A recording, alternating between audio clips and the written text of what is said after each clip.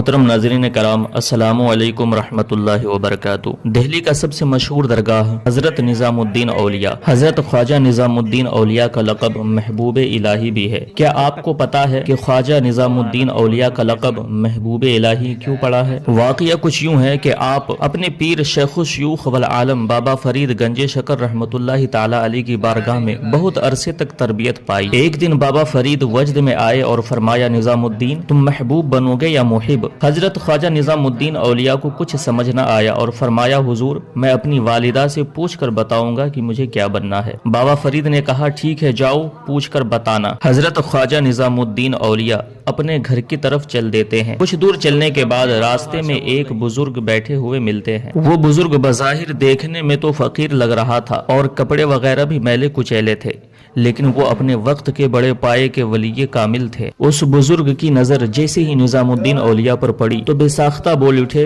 निज़ामुद्दीन महबूब बनोगे या मुहिब बनोगे? हजरत ख्वाजा निज़ामुद्दीन औलिया हैरत में पड़ गए कि ये राज की बात इन्हें कैसे पता चल गई। ये बात सिर्फ और सिर्फ मैं और मेरा पीर जानता था, इन्हें कैसे पता चल गया? साहिब हाल बुजुर्ग की बात को सुनकर ख्वाजा निज़ामुद्दीन औलिया ने उनसे भी यही कहा कि मैं माँ से पूछकर बताऊंगा। तो वो बुजुर्ग कहते हैं कि अगर माँ से जवाब ना मिले तो कल यहीं पर आ जाना, मैं यहीं मिलूंगा, फिर मैं तुम्हें बताऊंगा कि तुम्हें क्या बनना है। हजरत ख्वाजा निज़ामुद्दीन औलिया घर पहुँचते हैं, वालिदा की खिदमत करते हैं, पाँव दबाते हैं और सारा वाक़या अर्ज कर देते हैं। माँ कहती हैं, बेटा वापस चले जाओ उसी साहिब हाल बुजुर्ग के पास, वहीं बेहतर बता पाएंगे कि तुम्हें क्या बनना है। हजरत ख्वाजा निज़ामुद्दीन दोबारा उसी जगह पर पहुँचते हैं, लेकिन वहां पर उस बुजुर्ग को नहीं पाते। जब लोगों से पूछा कि यहाँ एक बुजुर्ग बैठा करते थे, वो किधर गए, तो लोगों ने बड़ा अजीब जवाब दिया। लोगों ने कहा कि वो एक पागल इंसान था, यूं ही यहाँ बैठा करता था, आज सुबह ही उसकी मौत हो गई है। हजरत ख्वाजा निज़ामुद्दीन औलिया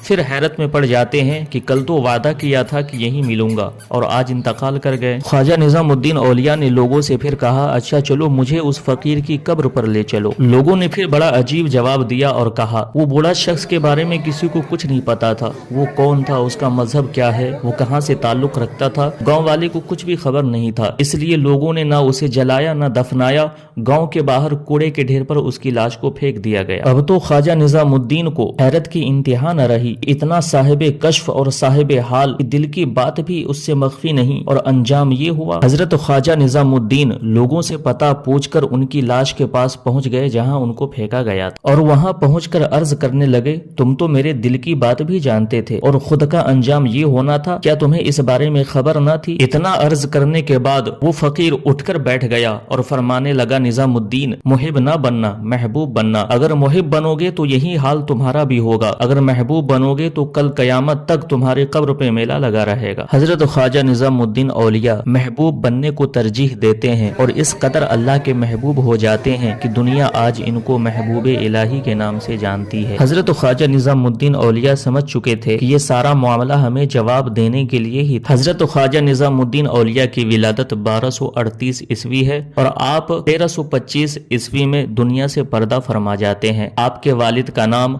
हजरत मोहम्मद अहमद बदायूनी है और आपकी वालिदा बीबी जुलेखा खातून है।